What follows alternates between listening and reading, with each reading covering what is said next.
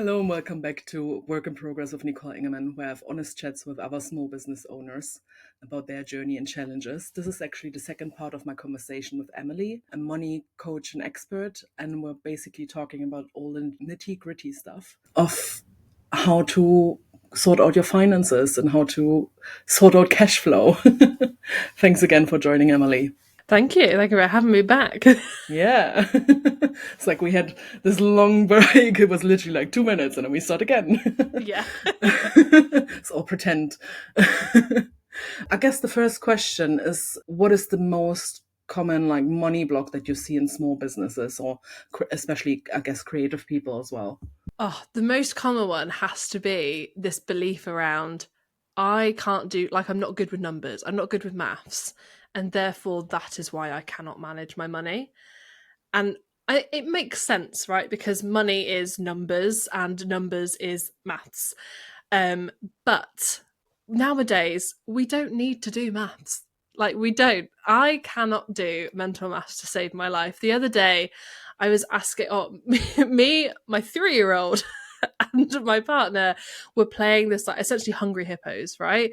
And so we're playing this, and at the end, you have to count all your, like, balls that you've collected, and each color had a different point range. There was one color's got 2 points, one color's got like 3 points, the other color's got 5 points, and I'm literally there like blank. There's nothing there. Okay, my 3-year-old is having a go. My partner is maths whiz. Okay, he did like higher maths at A level, so ridiculous. And so I'm just there, like, literally, like, and I just wait until my partner's finished, counting his, and I'm like, what have I got? So you are like, please, please, please, let me be walking proof. I still count on my fingers. Let me be the proof that you do not need to be good at maths in order to be good at money. And if anything, that belief is just halting your ability to manage your money. Because when we tell ourselves something, that's the belief that we're forming, right? And our brain is constantly seeking to affirm what we tell it. So if we say, I'm bad with numbers, I can't do money, guess what? That's the belief we're going to affirm. We're going to find all the evidence to suggest that we cannot manage money because we are not good at numbers. And yeah, so that's kind of the main one, I think, especially creatives, because I feel like you're either very number like you're very good at numbers, or you're very like creative. I'm actually neither. I just gotta sit in the middle in my own lane, but I feel like that those are the two paths. Do you find that this kind of belief that you're not good at numbers and you're rubbish at it will hold you back in your business growth? Oh, 100%. Because numbers are everywhere in business. It's not just money. Like, you have to be able to track certain things, KPIs if you want to go all fancy, but we have to be able to track growth. And that is going to involve numbers.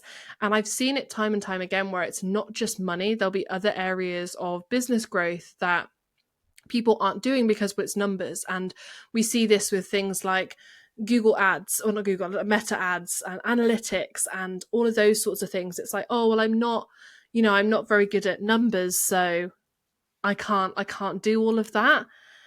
And it's like, well, you can. Like, I know you can.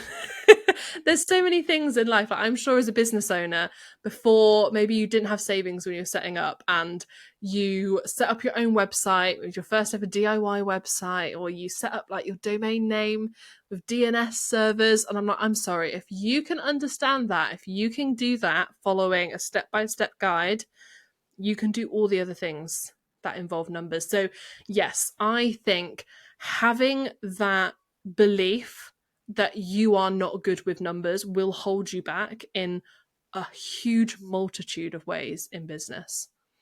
So is that how something you help your clients with as well, like getting over that belief? And if so, how do you do that? Or what are kind of advice or tips how people can get over that?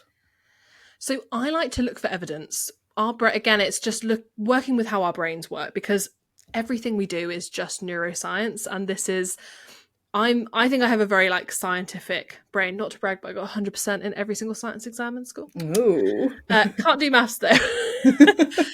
So when to me things like money and numbers were explained to me as like it's just neuroscience, I was like, oh, okay, I can get this now. Don't worry if you can't. But this, we want to, again, our brain just wants to believe what we're telling it.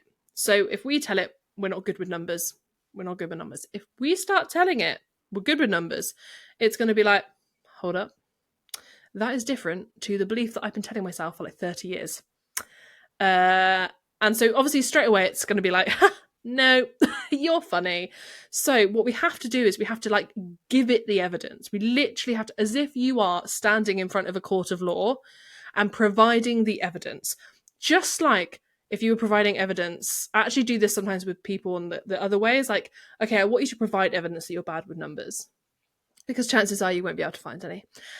Okay, not any that would stand up in a court of law. So I want you to go and find the evidence that actually you can do numbers, you can do money, and there will be plenty. You're in a shop and there's 20% off. I know you've already calculated it. I don't know, you've got a £5 note and you are paying for your kid to, I don't know, go to soft play. You know how much change you're going to get. So there are little micro decisions every single day that involve numbers that you can do without a problem.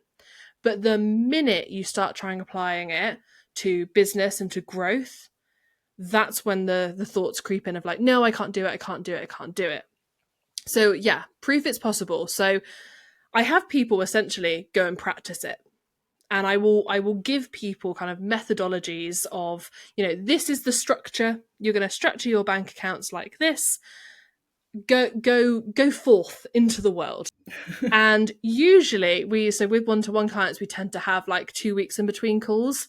From giving them their money management system, that within the first week, they're like, oh, okay, this has changed the game. Because now I'm like, I can manage money. And I'm like, see, you just needed to know how. So once you have the how, you build the evidence, that is when you can change those beliefs from the negative, I can't do X, to I can do X. I love that. And then I guess, like you said, you build the evidence yourself, so you trust yourself because, oh, I managed this far. I guess another thing is also people are uncomfortable when it's time to raise prices. When should someone raise their prices? That's a difficult phrase for some reason. Already, maybe that's a psychology thing behind it as well. Already just speaking it out You loud. don't even want to talk about it. Exactly. But when do you know it's time, and how do you calculate by how much you should raise your prices? Oh, I got it right now. I love it. Let's talk pricing. Okay. So you should always make sure that your pricing covers your profitability. And what I mean by that is you need to know how much your business needs to generate. And this is what I walk people through in Cash Flow Confident is we go, okay, how much does your business need to make? So how much do you want to or need to pay yourself? How much does your business cost to run? What tax buffer do we want to put on there? And then also let's add a little buffer on there for overflow, profit, whatever we want to call it. That gives us a number, right? It's our kind of big revenue goal. Then we can look at our pricing and our offer suite, and we can look at, the costs involved, but most of all, we're looking at our time. So you want to look at your capacity, look at your calendar. How many days a week do you work? How many hours do you work? If you take projects, so obviously being a photographer is a fantastic example of like, you can only take, so many shoots a week or a month. Okay. So that's when you can look at your capacity and go, if I can only take, I don't know, 5 clients a month, how do I, what does the price need to be so that I can hit that revenue goal? And so once you have that, that gives you like a baseline, right? You can kind of work out, okay, well, I need it to generate at least this much in order to literally live my life. From there, we can kind of play with value propositions. Then it comes into the communication of the value, right? Once the maths is out the way, it comes down to the value piece. Now, this is where obviously I'm not a messaging expert. This is where messaging comes into its own, absolutely. But also there's a fantastic thing I saw around if you're into percentages, something like if you close, I don't know, more than 50% of your sales calls, your price is probably too low, sorry. If you're closing less than 20%, either your skills need improving, or maybe your price is too high for the audience you are attracting. So it's kind of want that sweet spot of around like 30, 40, 60, I would say around 50. If you can close around 50% of your sales calls, your prices are roughly there. Obviously, we have to take into account things like our audience, and this is where we kind of go beyond money coaching into kind of more business and growth coaching, talking about how, the audience alignment, who is going to pay what you need them to, in order to generate the business revenue that you want, and all of those kind of questions. But so yeah, starting with, you always have to start with how much you need to make and your capacity and how you're going to make that happen. And then everything else after that can be added on. And there's also a fantastic thing. One other thing I found was someone on Threads once shared this, and I thought it was absolutely genius. She said every 5 clients she signs, she raises her prices. Because every 5 clients, that's 5 clients worth of experience. That's 5 clients that have basically said, yes, I want this. So it's a validated offer, it works, and you're gaining the experience, and you then got the client results. So I loved that, because it really shows that actually you have so much experience. I think we don't take that into account when we look at our pricing. Yeah, definitely. I guess it also depends what kind of business you run or what you do. Like the amount of shoots I do in a year, if I raise it every 5 shoots, I think I would be very high now. Yeah, there's nuances Yeah, to but I think everything. wedding photographers used to, like, I know a lot of wedding photographers that said every 10 weddings I raise my prices, because also it means that you don't have to work as hard, you work smarter as well. Plus, there's stuff like inflation. So you have to raise it Yeah, anyway. I mean, price is such a personal thing, and we have to really get clear in our heads around when we are hesitant to raise our pricing. Is that because we are scared? We have that fear around whether people will pay. That isn't that's like not a valid, like that's like, okay, I almost need to do the scary thing. But then it also might be that resistance because it's not in alignment with what you want to do. And you have to make sure that you are obviously in alignment and being realistic with yourself as well. Now, if you need to generate, let's say it's 6, you need to generate 100K, and you've done the maths and it says you need to charge, I don't know, 5K per client, and you're like, I don't want to charge that. That's fine if it comes from a place of like that my ideal client that doesn't align with what I do, who I help, and all those other kind of value proposition things. Then we can start to look at, okay, maybe the price is lower, but we have to look at if and your numbers are telling us you have to make 6 figures to afford your lifestyle, to pay your bills, to cover tax. We have to look at other income streams. So it's as long as you're being, that kind of, I don't want to say realistic with yourself, but like honest with yourself about who you want to work with, what you do, what is the value you provide. Because yes, there are going to be a lot of niches where you can't charge, I don't know, 5 figures. Like, there isn't, it's probably not a massage therapist charging 4 figures for an hour, but there are coaches that absolutely are. So there's nuances in everything, and it's how we be creative with everything else in your business to make sure that you can generate the money that you want to.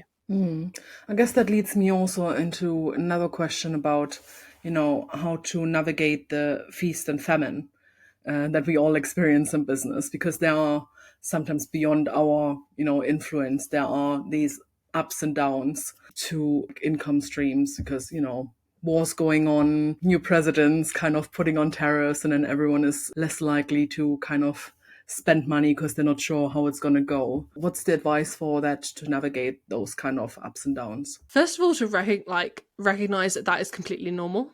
It is, I think there's I'm hearing it less so now, but maybe it's the circles that I'm in, but definitely in the age of like, I don't know, 2022, 23, 24, consistent 5K, consistent 10K months. Like that is all I heard like online was this consistent. And obviously what would happen is because we are business owners, we wouldn't have consistent income and we would assume ourselves as a failure. We're doing something wrong. It's not true. Inconsistent income is normal. That is part of business. So I think that's the first thing. Yes, there are outward causes. There are lots of different things at play. What I want to be really careful with is assigning blame. We don't need to blame anything or anyone for inconsistent income. It is just a fact of business. So that's the first thing to recognize. Like, oh, okay, I'm actually meant to have inconsistent income. That tells me I'm doing something right. How to manage it is the skill that we need to learn. So the way I teach is to have a take home pay. This is really, really important. Have a set take home pay. That is your salary. Okay. Your business is going to pay you a salary. And the reason why we do this is because A, we can predict our personal finances. We know exactly how much is always coming in. But secondly, we can start to predict our business finances. And I know that there is someone listening to this who's immediately just gone, well, I can't predict my business finances because it's just so unpredictable. So unpredictable. And I'm like, no, it's not. I'm sorry, Mr. Listener, it's not. You can predict your income. You can look at past trends. You can look at conversion rates. You can look at audience size. Yeah, there's maths you can do to work that out. There's also, you can you can implement things into your business. So you can implement things like payment plans, payment terms, all there's so many ways of making sure that you can predict your income. There's so many ways of introducing that to your business. So we just build that into business. Then we can map out, okay, how much am I expecting to come in? How much am I expecting to go out? We already know because chances are most of our expenses are recurring. And then that gives us our kind of estimated profit. We can put in what is our owner's pay, maybe the percent that we want to take off for tax, and that gives us an amount that is left over. And that is the number that I call overflow. Now, if I have a positive overflow, I don't reinvest it, not straight away anyway. I don't pay myself extra, not straight away anyway. What I do is I prioritize business overflow. And so what you want to do is once you've got that number, it's kind of leftover money, right? It's kind of money after profit that you paid yourself, you've paid your tax, you've done all you need to do, you've got money left over. You save that so that when the next month comes, I don't know, maybe all your payment plans drop off, you've got the money there. You've got money sat in there. It's literally taking, rather than it being like the high peaks and the lows, that's still going to happen with your income. You can't do anything about that. That is business. But it's making sure that your business stays on that straight line because you're able to manage when you do have that extra cash to cover the low months. The mistake is when we have a launch, we have a really high month, and we celebrate and we get a bit tap happy. And, within reason, I'm all about celebrating your wins. But when we do that monetarily, that is when the opportunity cost, right? Is like the cost is I'm taking savings from my business so that next month, where maybe because everyone paid in full in this bloody launch, I've now got no payment plans coming in next month. And you're like, shit, I need to make, I don't know, 5 more sales. You're not scrambling. You're not having to sell from a place of desperation. You're actually just selling from a place of planning. If you know what is going to happen in your business, like I know what is going to happen well into next year with my business finances because I can map out my payment plans, map out my expenses. I know how much I pay myself. I know what my tax is going to be. I can just then plan from, okay, I need to generate another, I don't know, 3K in December. And I can just start to reverse engineer that. How am I going to do that? I've now got like that runway in order to do that. And you're going to make less scarcity driven, fear driven decisions and more long term, more creative, more sustainable decisions in business. That's really helpful. I mean, I definitely feel spoken to with a splurge when you celebrate a good month. I've We all literally do just done this. it. But how do you or when do you know to reinvest? How do you know when that's the time? Okay, I don't think there's ever necessarily a right or a wrong time. There's going to be like, there isn't going to be, when you have X amount in savings, now you can invest. Like, no, I'm not that person. It's going to be very personal because everyone has different levels of risk tolerance. Everyone has different levels of personal safety and security with numbers. For me, because of how confident I am tracking, I'm quite happy not having a lot of savings because I know what my cash flow is. I don't feel the need to have that security there. So I'm very tap happy. I will happily reinvest in things. Equally, there are going to be people that might want to build up those savings first. So it's first identifying, what is that for you? Do you need that safety and security? Is that the priority?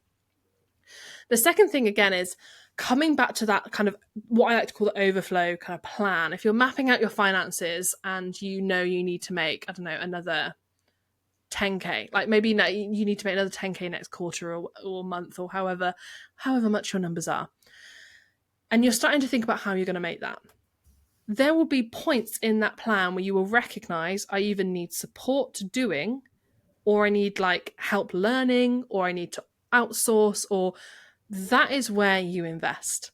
So when you have the ability to have that, make those sustainable business decisions and go, okay, I need to make, I don't know, 10k in 3 months time. How am I going to do that? Okay, I'm going to launch this project, whatever, product. Product, English. service, yeah. Then you can start thinking about, okay, is this product tried and I can't speak now, tried and tested? Do you have Tell me results? about it. Is It's not it my new? language. But you can start to think, okay, do I want to run ads to it? Like, when you're thinking about your other business decisions, that is when you can start to identify where are the gaps.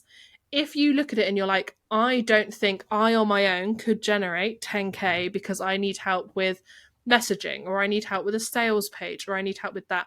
Those are the things that you start marking down. Okay, I need help with these areas. And then we can look at our cash flow and start making those decisions. And obviously, if we're looking at our cash flow and there's always a minus number there, some decisions need to be made. Okay, so if we're always at minus overflow, that tells us we're either not making enough, we're spending too much in the business, or we're paying ourselves too much. Now, I'm going to assume it's never that latter one, okay, because I don't think we can pay ourselves too much. It's usually going to be, but there's usually some things we can cut back on, but it's usually going to be the income. It's usually going to be we need to raise our income, which generally comes down to we need to raise our prices, or we need to adjust like how we're positioning. Now, if there's always a minus, obviously investing in things might be kind of a pause for now. If you have savings, feel free. Or you could leverage debt, again, if you feel safe in doing so. I'm not anti-debt. In fact, I've used debt a lot to grow my business. It's all in the payoff plan. If you feel comfortable knowing I can invest in this on a credit card and I know how I'm going to pay it off, you do you. Otherwise, I would pause until you start to see more of a positive number in that overflow, because that tells us then that there's money left over that can be invested. And when you're starting to see, regular months with like, I don't know, 200, then 500, then maybe you get into that, there's always £1,000 or more left over after you've paid yourself. That tells you can either start maybe outsourcing some of those regular skills like a VA or an OBM or a social media manager, or you can start paying yourself more. So it's that overflow number is how you're going to make decisions in your business. How do you feel? Obviously, you kind of touched on credit card and debt and stuff like that. How do you feel about those payment plans, as in, like PayPal, Pay in 3, Klarna, and stuff like that, using that for your business? I'm okay. I have very mixed. I have such mixed feelings. Payment plans for you as a business owner, as in not through Klarna or not for anything like that.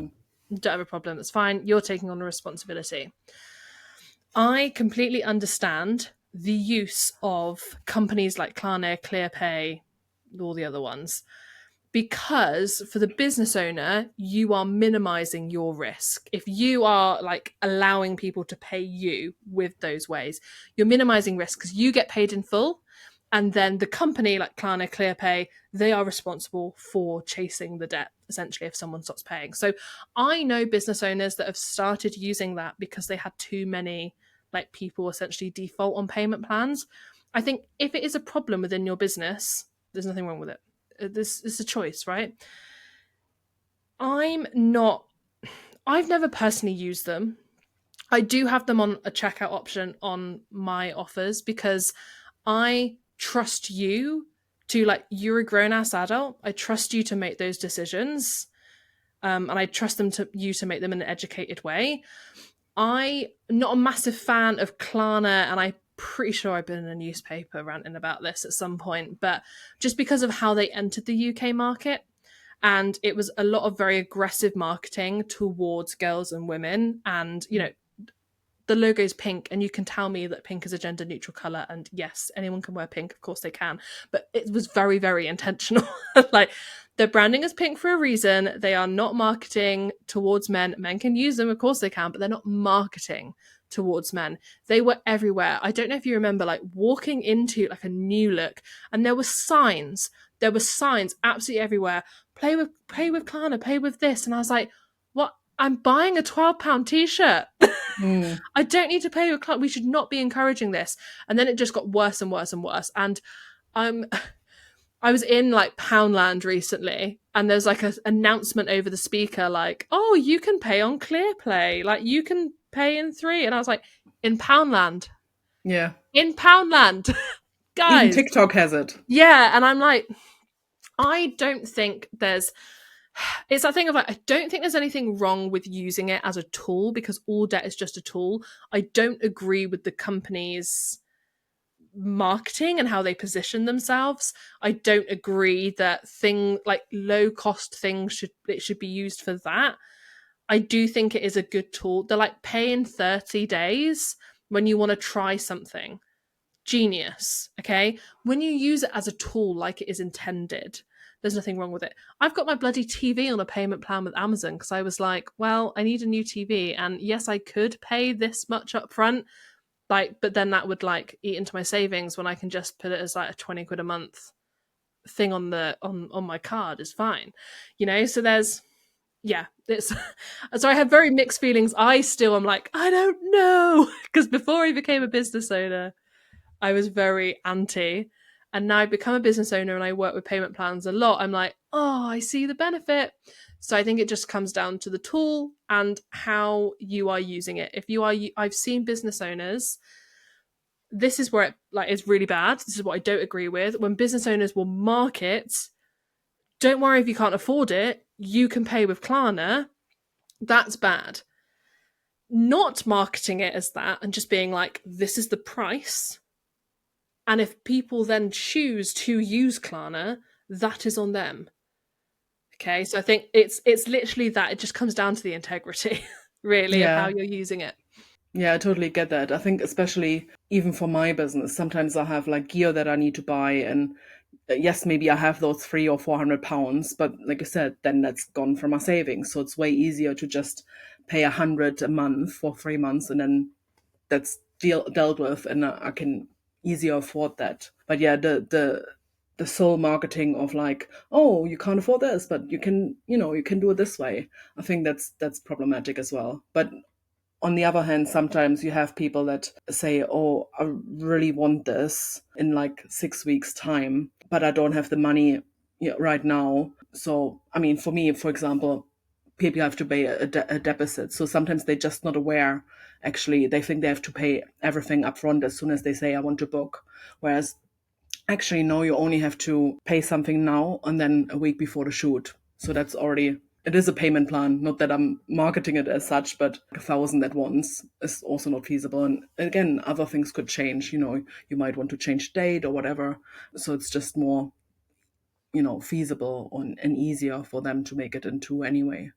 This is it. I think it's providing the evidence to your audience. I think knowing your audience as well. I think I'm aware that I work with people who are struggling with cash flow. Like, they probably have the money coming in, but they're not managing it. So it doesn't feel like there's any money there. So they might, I regularly have people use debt to work with me because then they work with me and that's how they're going to pay off the debt.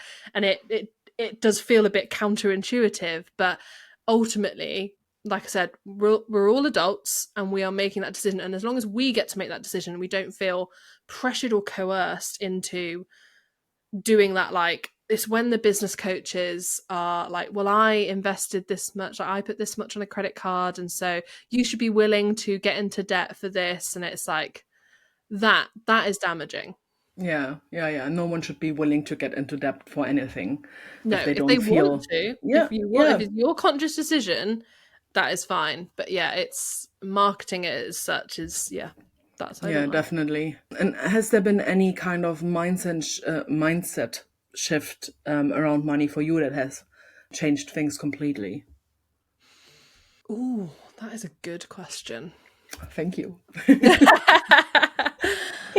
I'm like, there's so many. I think for me, it is when I realized that other people earning large amounts of money was evidence that I could earn large amounts of money and that I wasn't tied to a 9 to 5, because I think when you're earning £11 an hour, when you're working 9 to 5 and it's like, oh, I work for £11.50 an hour or £13 an hour or £15 an hour, and you're rating it, you kind of judging your salaries by that.